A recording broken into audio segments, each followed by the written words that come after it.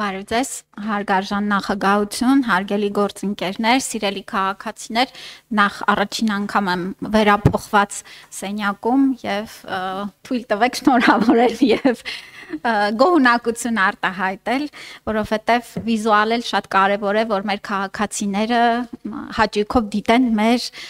նիստերը եւ այն շատ կարեւոր տեղեկատվությունը, որ մենք փոխանցում ենք, հասանելի լինի։ Ես ուզում եմ նշել, որ 2026 թվականի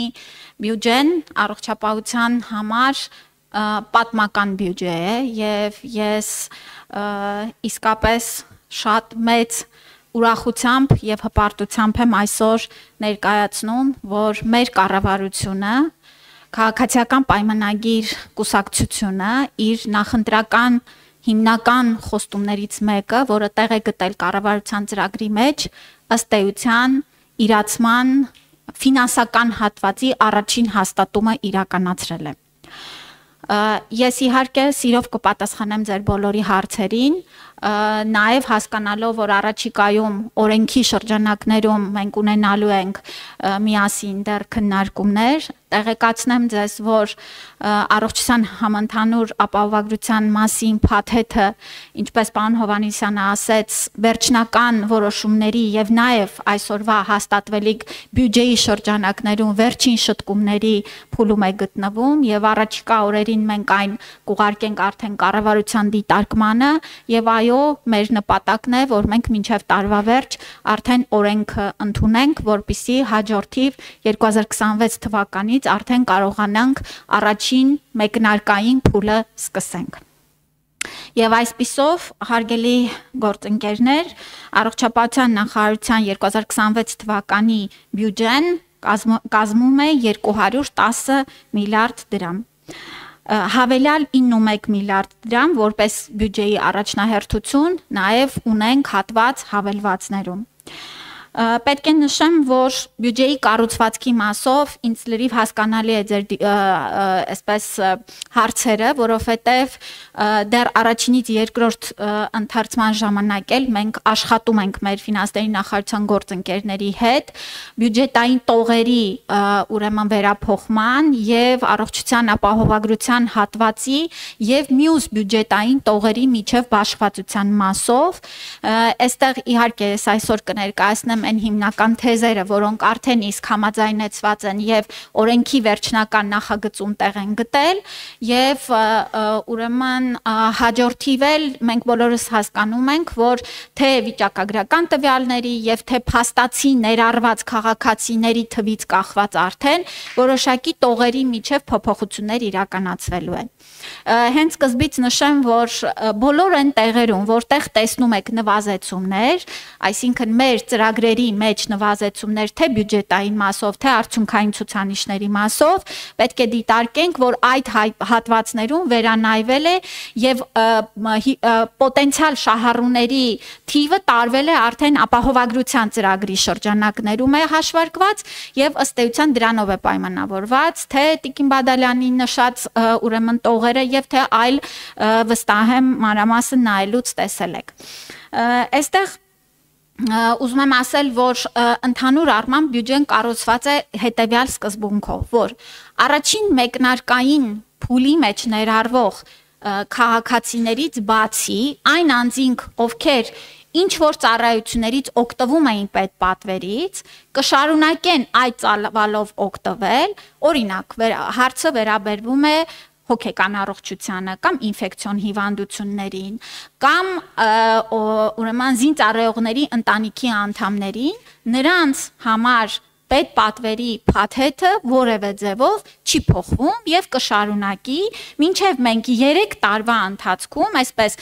խումբ պետական պատվերը կավարտվի, նրանք որոշ խումբը կանցնի արդեն ապահովագրության մեջ եւ 3-րդ տարվա ավարտին մեր նպատակն է, որ մենք կունենանք հիմնական բնակչության ապահովագրված խումբ եւ կունենանք որոշ թվի անձանց, օրինակ ոչ ռեզիդենտ քաղաքացիների կամ այլ որոշակի դեպքերում կունենանք նվազագույն ծառայությունների փաթեթ։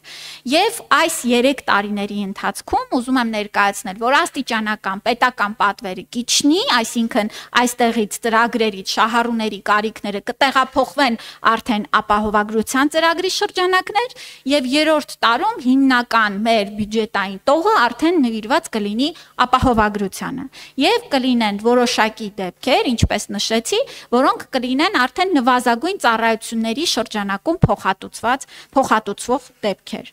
Ուզում եմ շեշտադրել, որ առողջապահության նախարարության հիմնական կարևորագույն հանձնառություններից մեկը կապիտալ շինարարությունները նույն ընթացքով շարունակվելու են, եւ սա էլ մեր հենց ապահովագրության ներդրման կարևոր պատրաստման ընթացքներից է, եւ ես ուզում եմ նշել, որ վերջին տարիներին վերափոխված մեր բժշկական համակարգը մեծապես նաեւ պիտի ծառայի ապահովագրությունը եւ դրա շրջանակներում դիմելույթյան աճին եւ սպասարկման որակի բարձրացմանը։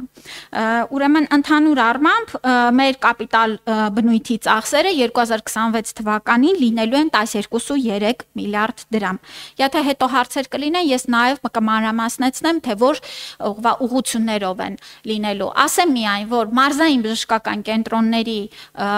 կառուցման, վերակառուցման աշխատանքները շարունակվում են եւ այս տարվանից մեր ուղղվածությունն է նաև ամբուլատորիաների եւ պոլիկլինիկաների կառուցումը։ Երևանի քաղաքապետարանը իրեն ենթակայության պոլիկլինիկաների եւս կապիտալ ծախսեր իրականացնում է եւ արդիականացնում է, նախարարությունը զբաղվում է մարզային պոլիկլինիկաների վերափոխմամբ եւ ամբուլատորիաների վերափոխմամբ։ Մենք արդեն իսկ 20-ից ավել ամբուլատորիաների շինարարական աշխատանքները մեկնարկել են եւ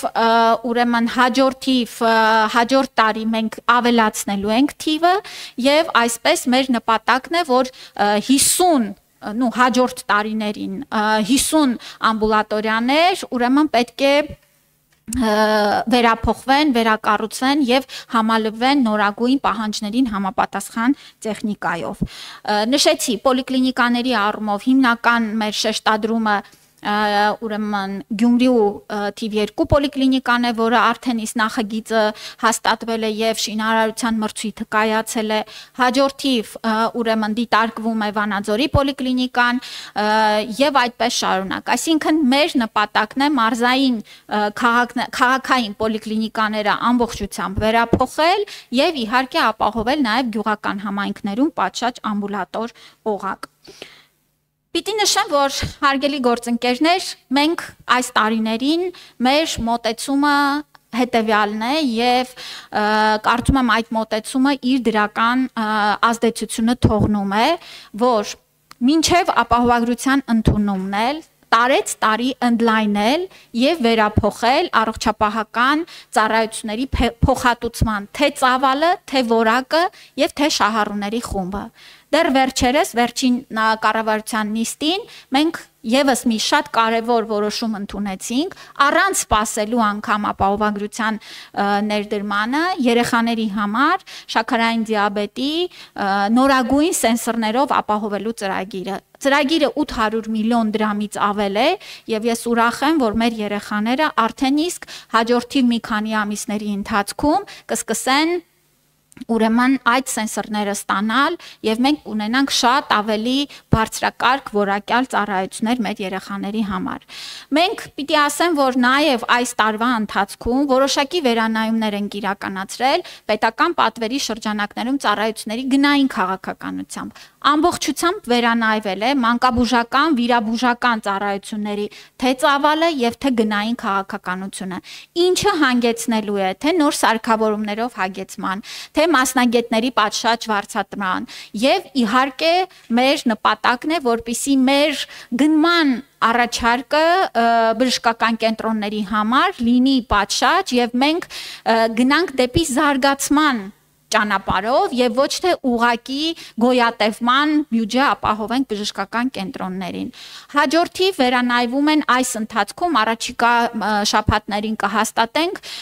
ուրեմն վերակենդանացման եւ անհետաձգելի բուժօգնության եւ էմերջենսի ծառայության ողջ շղթայի գնային քաղաքականությունը։ Ինչու եմ սա շեշտադրում, որ մենք մի կողմից տարեց-տարի ընդլայնել ենք պետական բյուջեն եւ առողջապահական ծախսերը եւ 2018 թվականի համեմատ կրկնապատիկից ավել է 2025 թվականի բյուջեն, իսկ ինչպես ես իմ խոսքի սկզբում նշեցի, 2026 թվականի բյուջեն մեր համակարգի համար պատմական բյուջե է։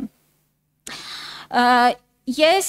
մի քանի բառով նաև ներկայացնեմ, որ այն կարևորագույն նաև ապահովագրության համար շատ կարևոր բարեփոխումները, որոնք պիտի ապահովեն թե թափանցիկությունը, թե ծառայությունների ապահովման պատշաճությունը եւ նաեւ որակի ապահովումը։ Կարևորագույն մեր ռեֆորմներից մեկը լիցենզավորման համակարգի վերանայումը, թե բժշկական կենտրոնների համար եւ թե անհատների լիցենզավորման համակարգը արդեն իսկ իրողություն է։ Եվ այս տարի առաջին անգամ մեր ռեզիդենտներն ու օրդինատորները անցնում են լիցենզավորման գործընթացով եւ ունենալու են անհատական լիցենզիաներ, սահմանափակ իհարկե գործունեության շրջանակով եւ ըստ էության հնարավորություն են ունենալու պատշաճ ուսումնառության ժամանակ առնչվելու պացիենտների հետ, իրենց վերադասի օգնությամբ աշխատելու եւ ապահովելու թե պրակտիկ, թե տեսական գիտելիքների ձեռքբերում եւ ամենակարևոր հատվածներից մեկը նաեւ էթիկայի նորմերի, վարվեցողության նորմերի իմացություն։ Հաջորդ տարվանից կմեկնարկի արդեն մասնագետների, արդեն իսկ ուրեմն մասնագետների լիցենզավորման գործընթացը։ Կարծում եմ սա շատ մեծ ուրեմն ռեֆորմ է, որը 2000-ական թվականներին չգիտես ինչ պատճառներով լիցենզավորման համակարգը հանվեց եւ ըստ էության մենք այս բարեփոխումով հավաստելու ենք, որ մասնագետը ունի ոչ միայն գիտելիքներ, այլ նաեւ հմտություններ եւ կարողություններ պացիենտին պատշաճ բուժօգնություն մատուցելու։ Չմոռանաք հավանել տեսանյութը եւ բաժանորդագրվել Civic AM-ի YouTube-յան էջին։